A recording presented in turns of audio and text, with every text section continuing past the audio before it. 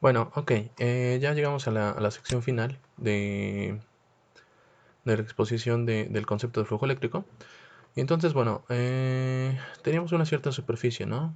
Y la dividíamos en muchos cuadritos pequeñitos que llamamos elementos de área, ¿no? Y ya analizamos cómo determinar el flujo eléctrico sobre cada uno de estos pequeños elementos de área, ¿no? Que nosotros denotamos como delta A iésimo, ¿no?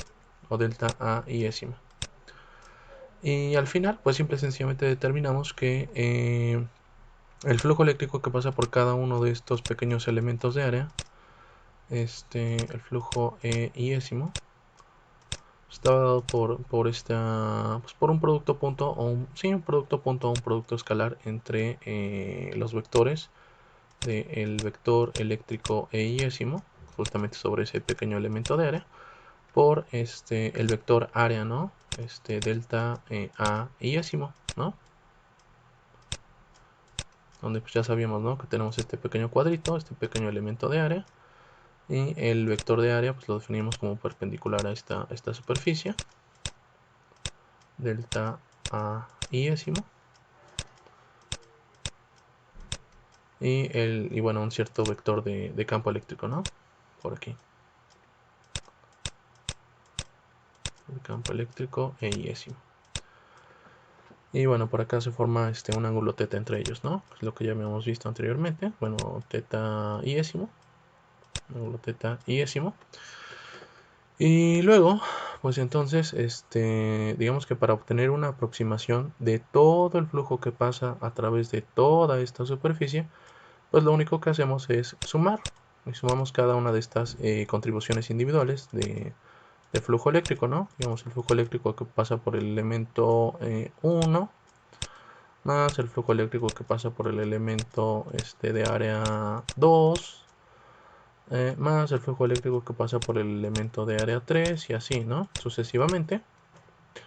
Y al final, pues es esta sumatoria, ¿no? Es decir, básicamente una aproximación del flujo eléctrico total que pasa a través de toda la superficie, pues va a estar dado por esta sumatoria, por toda esta sumatoria de estos productos punto o productos escalares de los vectores de campo eléctrico por los vectores de área, ¿no?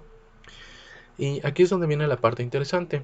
Para tener una mucho mejor aproximación a todo el flujo eléctrico neto que pasa a través de esta superficie, lo que hacemos ahora es considerar qué es lo que sucede cuando cada uno de estos cuadritos pequeñitos en los que dividimos la superficie se considera que se hacen cada vez más pequeños y digamos que el área de cada uno de estos elementos de área infinitesimal tiende a cero. Ujú. Bueno, básicamente lo que sucede es lo siguiente: cuando estos cuadritos se van haciendo cada vez más pequeñitos, de forma que su área tiende a cero, pues entonces el número de todos estos cuadritos, el número de todos estos elementos de área infinitesimales, pues tenderá al infinito. De modo que esta suma de aquí, esta sumatoria que tenemos acá, termina por convertirse en una integral. Ujú. En una integral sobre toda la superficie, que básicamente es una integral de todos estos productos escalares, de todos estos productos escalares entre los vectores de campo eléctrico y los vectores de área. Y esta sería la definición general de flujo eléctrico. Ahora, visto de esta manera, puede resultar un tanto complejo de interpretar, pero vamos a ver que cuando analizamos ciertos problemas que involucran simetría, digamos que toda esta integral se puede simplificar. Así que al final de toda esta explicación, pues vamos a ver un ejemplo muy breve y muy simple acerca del flujo eléctrico neto que pasa a través de una superficie cerrada cúbica. Que pues es un ejemplo bastante sencillo, pero es para ilustrar cómo podemos simplificar esta integral que nos muestra la ecuación 23,4, ¿no? Entonces, para entender eh, el flujo el flujo eléctrico neto que pasa a través de una superficie cerrada, vamos a considerar lo siguiente. Uh, bueno, vamos a considerar una superficie cerrada como la que se muestra en esta figura, en la figura 23.8. Y bueno, en general, pues una superficie cerrada pues va a ser aquella que defina dos áreas, ¿no? Una cierta área del espacio externa a la superficie y una cierta área interna. De tal forma que no puedo pasar de una área, o sea, del área externa a la interna, sin pasar forzosamente por esta superficie cerrada, ¿no? Entonces, vamos a analizar lo siguiente. Bueno, vamos a suponer esta superficie cerrada que tenemos aquí, que nos muestran en la figura 23.8. Y vamos a considerar qué es lo que pasa bueno, en varios casos, ¿no? En varios de los casos. Y bueno, por ejemplo, elegimos varios cuadritos pequeños de estos en los que dividimos. Elegimos este cuadrito que enumeramos como 1, este otro cuadrito por acá que enumeramos como 2 y este otro cuadrito que enumeramos como 3. Vamos a considerar estos tres elementos de área para ver cómo se comporta el flujo eléctrico o con qué sentido se considera el flujo eléctrico dependiendo de cómo es que atraviesan las líneas del campo. A la superficie cerrada en cuestión. Dependiendo de cómo la atraviesen, vamos a considerar el flujo eléctrico con un cierto sentido positivo o negativo, ¿no? O incluso un flujo eléctrico nulo, ¿no?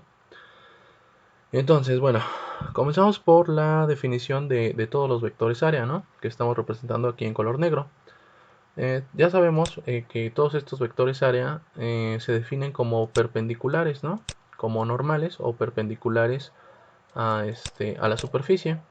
Así que todos estos vectores, delta A y ésimos, todos son perpendiculares a la superficie, ¿no? Entonces este vector delta A y ésimo 1 es perpendicular a este cuadrito. Este vector delta A2 o vector de área 2 también es perpendicular a la superficie, y lo mismo para este vector de área delta A3, ¿ok? Delta A3, y ya sabemos que la magnitud de todos estos vectores área pues simple y sencillamente es literalmente el área de cada uno de estos cuadritos, ¿no? Y luego vamos a ver cómo es que las líneas del campo eléctrico atraviesan a cada uno de estos cuadritos. Entonces aquí, por ejemplo, en el caso del cuadrito 1, lo que estamos considerando es la siguiente situación.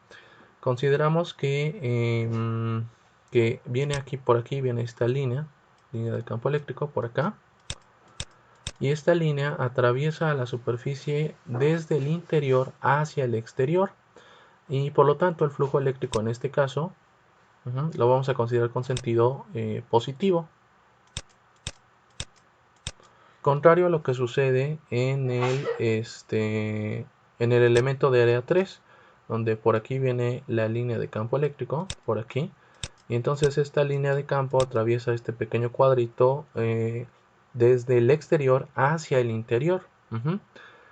Y de tal forma que en este caso, en este elemento 3, vamos a considerar que el flujo eléctrico lo vamos a considerar con sentido negativo.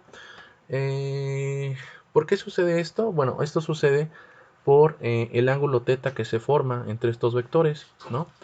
Ya habíamos analizado en términos generales que la magnitud del flujo eléctrico sobre cada uno de estos cuadritos, sobre cada uno de estos elementos de área infinitesimales, delta A y ésimos, pues simple y sencillamente era este producto escalar o producto punto de los vectores de campo eléctrico por los vectores de área, ¿no? Los vectores de área. Y que en términos de magnitud, esto iba a ser simplemente igual a la magnitud del campo iésimo, o sea, iésimo, por por el área del cuadrito, o sea, por la magnitud del vector área iésimo, por el coseno del ángulo θ formado entre dichos vectores. Y entonces, aquí sucede lo siguiente. En el caso del cuadrito 1, tenemos que este ángulo θ es menor a 90 grados. Aquí, este ángulo θ de aquí es forzosamente menor a 90 grados. Y entonces, por lo tanto, al evaluar el coseno de θ, nos va a arrojar un valor positivo. un valor positivo, y por eso vamos a considerar que este flujo es positivo. Mientras que si hacemos lo propio en este cuadrito 3, lo que vamos a observar aquí es que este ángulo θ de aquí, este ángulo θ formado entre el vector área, delta A3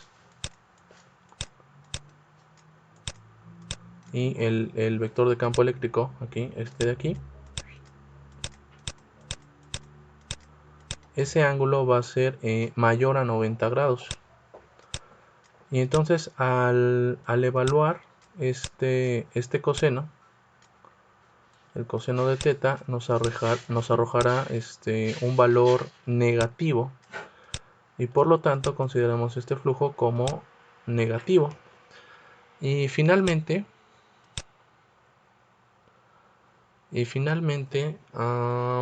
en el caso del elemento de área infinitesimal 2, en este cuadrito pequeño que numeramos como 2, vamos a considerar que el ángulo que se forma entre el vector de campo eléctrico, vector de campo eléctrico y el vector de área delta A2 es un ángulo recto, es un ángulo de 90, y por lo tanto el flujo eléctrico neto sobre este pequeño elemento de área será 0, porque al evaluar el coseno de 90 grados, justamente el coseno de 90 grados, pues nos arrojará el valor 0, ¿no?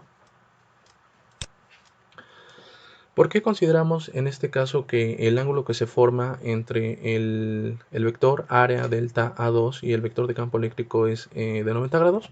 Bueno, aquí gráficamente lo que estamos considerando es lo siguiente. Lo que estamos considerando es que esta línea, digamos, esta línea de aquí, esta línea de campo eléctrico, que va a definir un vector de campo eléctrico en este caso, esta línea de campo eléctrico es prácticamente paralela a esta superficie. Y luego, como ya habíamos dicho anteriormente, que la definición de todos estos vectores área iban a ser perpendiculares a la superficie, pues forzosamente aquí aparece un ángulo recto. Y entonces este ángulo recto que existe entre el vector área y la superficie, pues es el mismo ángulo que existe entre el vector de campo eléctrico y el vector de área, ¿no? Tomando en consideración que en este caso el vector de campo eléctrico es completamente paralelo a el área, a este pequeño cuadrito, a esta pequeña superficie. Entonces, cuando se trate de una superficie cerrada, porque el análisis o la determinación del flujo eléctrico neto que pasa a través de una superficie cerrada va a ser de interés en secciones subsecuentes, como cuando estudiamos la ley de Gauss. Básicamente la integral que teníamos definida de forma general en esta ecuación 23,4 se va a terminar por convertirse en esta ecuación de aquí, en la forma 23,5, en donde pues la esencia o la idea general es la misma. Lo único que va a cambiar es este símbolo de integral, donde aquí aparece una especie de bolita en medio para denotar que se trata de una integral sobre una superficie cerrada. Pero la integral pues es básicamente la misma, ¿no? La integral de todos estos productos, de estos productos escalares o productos punto entre los vectores de campo eléctrico y los vectores área, ¿no? Y los vectores área. Y aquí pues lo único que hacen es una simplificación, ¿no? Ya que, bueno, aquí en realidad por la definición de producto punto, bueno, en realidad esto se reescribiría como la integral definida sobre esta superficie cerrada de la magnitud del campo eléctrico E por el coseno de θ, según lo que ya vimos anteriormente, por la magnitud de cada uno de estos elementos de área, de cada uno de estos vectores área. Y luego lo único que haces es sustituir, porque E veces el coseno de θ, pues básicamente lo que va a representar es la magnitud de la componente normal de cada uno de esos vectores de campo eléctrico, por la magnitud de cada uno de estos vectores de área infinitesimal. Y te va a quedar reescrito así. Y gráficamente, bueno, que es este resultado de aquí, Entonces gráficamente hay que recordar que cada una de estas componentes normales del campo eléctrico aparecen por aquí, ¿no? Esta componente normal del campo eléctrico y esta componente normal por aquí, ¿no? Esta componente normal del campo eléctrico. En general, por la disposición o por la forma en la que son definidos los vectores área, pues todas las componentes normales de todos los vectores de campo eléctrico siempre van a tener la misma dirección que los vectores de área. Así, por ejemplo, esta componente normal de este vector eléctrico E tiene la misma dirección que este vector de área A1 o delta A1. Y en este caso tiene el mismo sentido también por la forma en la que la línea de campo atraviesa a este pequeño cuadrito, ¿no? Por la forma en la que esta línea de campo atraviesa a este pequeño cuadrito, ¿no? Y algo similar va a suceder aquí en el caso 3. La componente normal la componente normal, esta componente normal de aquí, esta componente normal de aquí, bueno, ok, esta componente normal de aquí, de este vector de campo eléctrico, tiene la misma dirección que este vector área, pero en este caso tiene sentido opuesto, sentido contrario, ya que se dirige hacia adentro de la superficie, contrario al vector área, que se dirige hacia afuera de la superficie, ¿no? Y bueno, ok, y pues básicamente la ecuación 23.5 en realidad es la que nos da la definición general de flujo eléctrico neto que pasa a través de una superficie cerrada. Ok, ahora vamos a ver un pequeño ejemplo de aplicación para entender cómo se aplica esta integral, ¿no? En casos sencillos donde la simetría juega un papel importante. Ok, entonces, bueno, vamos a ver. Vamos a suponer el siguiente ejemplo. Vamos a calcular el flujo neto a través de... bueno, antes de continuar, aquí una pequeña observación. En general, de todas estas cuestiones matemáticas, tenemos que quedarnos con una noción básica, con una idea básica, que nos dice que si tenemos una superficie cerrada, por aquí, el flujo eléctrico neto que pasa a través de esta superficie cerrada va a ser proporcional al número de líneas netas que salen de la superficie. ¿Pero a qué se refiere con este número de líneas netas? Bueno, básicamente significa que a todo el número de líneas de campo que salen de la superficie le vas a restar el número de líneas que entran en la superficie.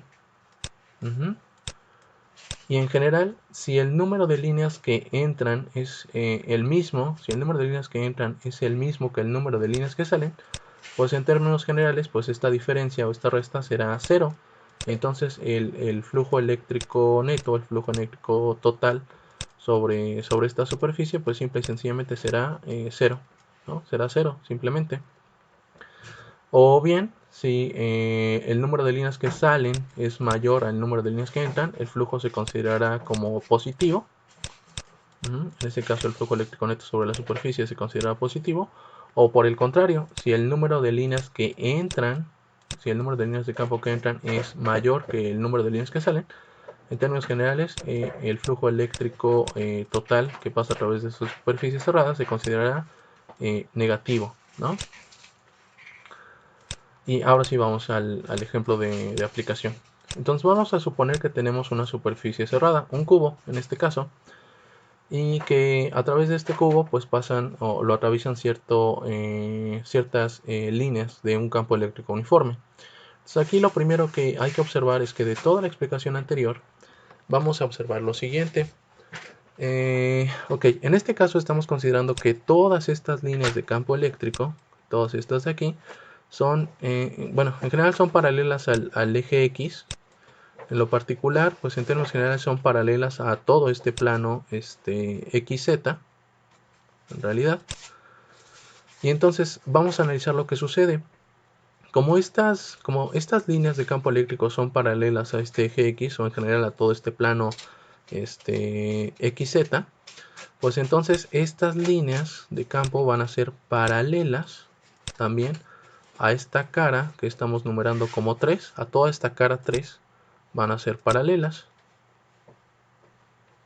Y algo similar va a suceder con las caras numeradas como 4, con esta cara numerada como 4, con esta otra cara que está por aquí atrás. Perdón, y también como lo que sucede en la cara inferior, ¿no? En la cara de abajo del cubo. En todas esas 4 caras, las líneas de campo eléctrico van a ser completamente paralelas a esas caras. Y por lo tanto, en realidad el flujo eléctrico en cada una de esas 4 caras pues es nulo, es cero.